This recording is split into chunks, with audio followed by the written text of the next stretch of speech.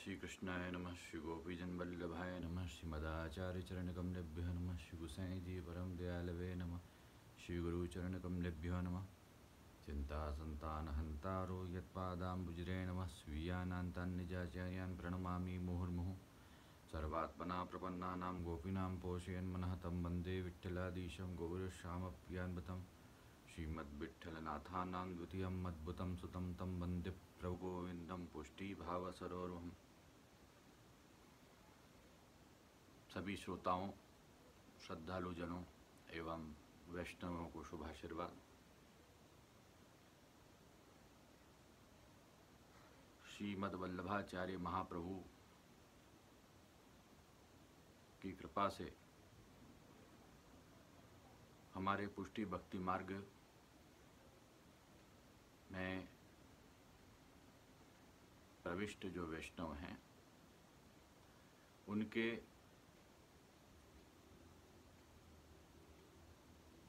अमुक नियम हमारे यहाँ बताए गए हैं। वैष्णव व्यवहार, भगवदी जीवन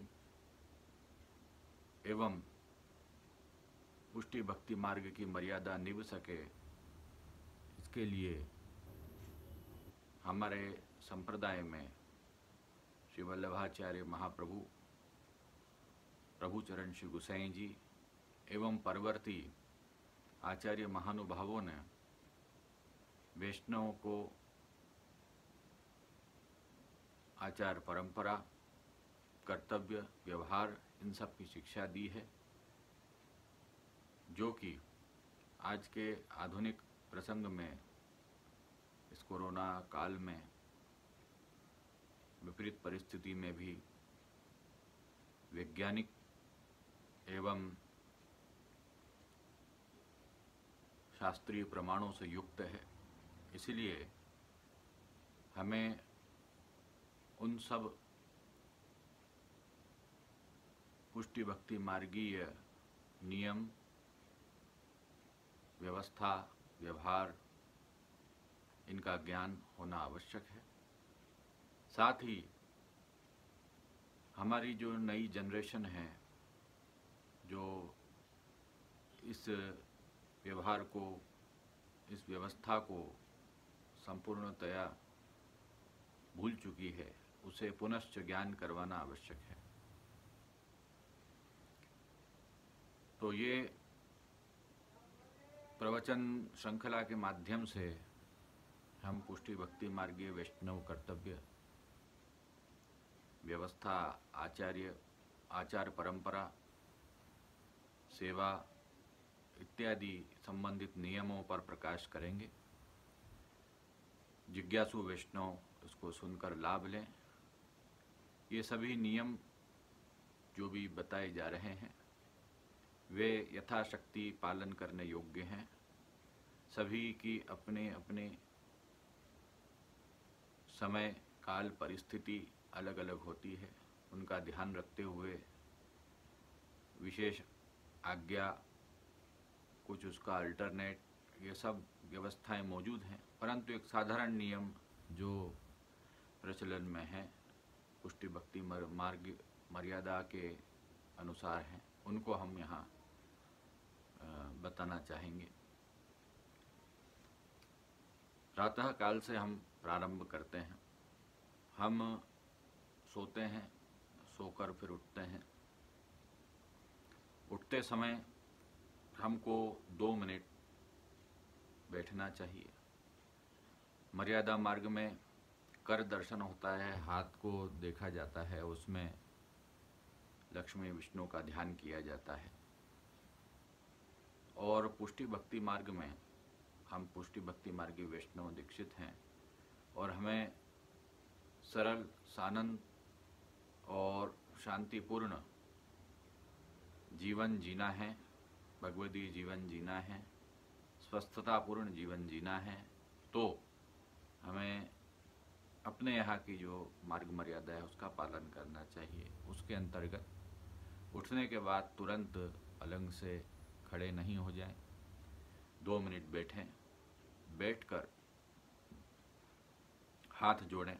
हाथ जोड़कर जहाँ भी हमारे चित्र जी हैं अथवा मानसिक रूप में हमें हमारे जो इष्ट देवता हैं प्रभु श्री गोवर्धन धर हैं, सातों स्वरूप हैं, श्री गुरुवर हमारे जो गुरुदेव हैं श्री महाप्रभु जी, श्री गोसाई जी, सप्त आत्मजाचार्य, श्री गिरिराज जी, श्री यमुना जी, सब भक्तजन गोपीजन भगवदीय, इन सबों को नमन करना चाहिए, दंडवत प्रणाम करनी चाहिए।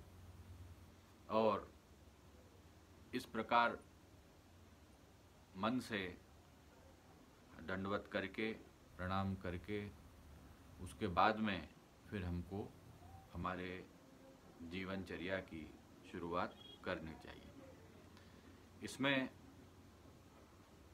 सबसे पहले जो शब्द भी हम बोलते हैं तो अष्टाक्षर महामंत्र का उच्चारण करना चाहिए। श्री कृष्ण शरणम मम, श्री कृष्ण शरणम मम, श्री कृष्ण शरणम मम। तो सबसे पहला जो अक्षर मुंह से निकले वो भी भगवत नामात्मक हो, ऐसा इसका उद्देश्य है। श्री वल्लभ का नाम लें, श्री यमुना जी का नाम लें, श्री गोसाई जी का नाम लें, श्री गुरु और हमारे जो गुरुदेव हैं उनका नाम लें, श्री गिरिराज जी का नाम लें। तो प्रातः उठते से ही हमें सर्वप्रथम ये करना चाहिए। उसके बाद में हमारे जो घर के बुजुर्ग बड़े हैं उनको हमें नमन करना चाहिए, उनको हाथ जोड़ना चाहिए। हमारे जो चित्र जी हैं विराजमान हैं गुरुदेव के, ठाकुर जी के, तो सबसे पहले उनको नमन करके, गुरुदेव को नमन करके उसके बाद में हमारे जो माता पिता बड़े घर के हैं सदस्य हैं उनको हमको नमन करना चाहिए। और जो वैष्णव हैं तो उनको जय श्री कृष्ण का व्यवहार उनसे परस्पर जय श्री कृष्ण करते, आदान प्रदान जय श्री कृष्ण का करते हैं उठते से ही, वह करना चाहिए। तो प्रातः समय उठ कीजिए श्री लक्ष्मण सुत गान इत्यादि पद भी हमारे यहाँ भगवदियों ने गाए हैं। वैज्ञानिक कारण ये भी है कि पलंग से उठते ही खून का प्रवाह हमारे शरीर में नहीं होता है सही ढंग से, इसलिए हमको चक्कर आने की संभावना रहती है, अटैक इत्यादि आने की संभावना भी होती है। इसलिए 2 मिनट हम यदि बैठते हैं तो हमारे व्यवस्थित हम सांस लेते हैं तो शरीर में वो प्रवाह खून का सही ढंग से होता है। और ये चीज़ जो डॉक्टर लोग हैं वो रात के लिए भी बताते हैं कि रात के समय भी अचानक बाथरूम इत्यादि के लिए उठना पड़े तो एकदम नहीं उठें, थोड़ा 2 मिनट बैठें, बैठकर सांस लें, हमारे प्रभु का ध्यान करें, उसके बाद में तत्पश्चात उठें।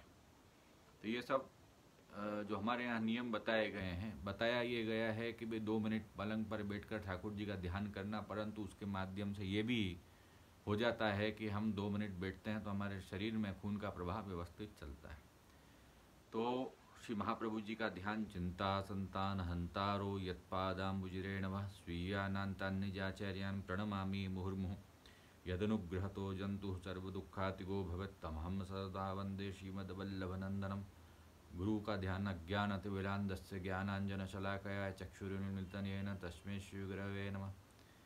तत्पश्चात् नमामि हृदये शेषे लीलाक्षीराब्धिशायिनं लक्ष्मीसहस्रलीलाभिसेव्यमानं कारानिधिं चतुर्भिश्च त्रिभिस्तथा षड्भिर्विराजिते सुपंचधारदे मम। फिर सप्त स्वरूप और सबका ध्यान, सप्त आचार्यों का ध्यान। श्री गोवर्धननाथ पाद युगलम हय्यंग वीन प्रियम नित्यम श्री मथुराधिपम सुखकरम श्री विठ्ठलेशं मुदा श्रीमद्वारवती श्री गोकुलपति श्री गोकुलेन्दुं विभुं श्रीमन्मन्मथमोहनं नटवरं श्री बालकृष्णं भजे श्रीमद्वल्लभ विठ्ठलो गिरिधरं गोविन्दरायाविधं श्रीमद्बालकृष्ण गोकुलपतिनाथं रघूणां तथा एवं श्री यदुनायकं किलघनश्यामं तद्वंशजान् कालिन्दीं स्वगुरुं गिरिं गुरुविभुं सिंहप्रभुश्च स्मरेत्। श्री महाप्रभु जी का सौंदर्यं निजरद्गतं प्रकटितं स्त्रीगूढ़भावात्मकं पुमुर्वंच पुनस्तदन्तर्गतं प्राविशत्स्वप्रिये संश्लिष्टावुभयोर्बभौ रसमयः कृष्णो हि यत्साक्षिकं रूपं तत्त्रयात्मकं परमविद्येयं सदा वल्लभं। श्री गोपीनाथ जी श्री वल्लभ प्रतिनिधिं तेजोराशिं दयार्णवं गुणातीतं गुरुनिधिं श्री गोपीनाथम् आश्रय। श्री गोसाई जी सायं कुञ्जालयस्थासनमफुल्यसत्स्वर्णपात्रं सुधौतं राजद्यज्ञोपवितं परितनुवसनं घोरमं भोजवक्त्रं प्राणानायम्य नासापुट निहितकरम कर्णराजद्विमुक्तम वंदे रुधोरमिलिताक्षम मृगमदतिलकम विट्ठलेशम सुकेशम। इस प्रकार सभी स्वरूपों का ध्यान करके और उसके बाद फिर हमको लघु शंका बाथरूम हमको जाना चाहिए। बाथरूम जब भी हम जाएं तो उस समय भी हमको शौचाचार का ध्यान रखना चाहिए। 6 अथवा 8 कुल्ले करें, हाथ बराबर धोएं, घुटने तक पाँव धोएं, बराबर सभी जगह जहाँ तक छींटे उड़े हैं जल हम डालें और उसके बाद में कुल्ले करके शुद्ध होकर और तत्पश्चात 1 लोटा व्यवस्थित प्रातः समय हमको जल पीना चाहिए। पुराने लोग कहते थे कि अच्छे पात्र में, तांबे में, चांदी में, इसमें जल पीने से हमारे शरीर को लाभ प्राप्त होता है। आज के वैज्ञानिक लोग भी इस बात को मानते हैं, तो तद अनुसार हमको ऊंचे से जल पीना चाहिए। यदि जूठन से हम जल पिएं तो जूठन से जल पीने के बाद में उन हाथों को धोना चाहिए। जिस पात्र से, लोटी से, गिलास से हमने पानी पिया है, जल पिया है, उसको हमें अच्छी तरह धो के फिर वापस रखना चाहिए। ये हमारे सब प्रातः काल के नियम हैं। आगे के नियमों के लिए हम आगे के जो प्रसंग प्रवचन होंगे उसको हृदयंगम करेंगे और पुष्टि भक्ति मार्गी जीवन जीने का प्रयास करेंगे। शिवल्लभ।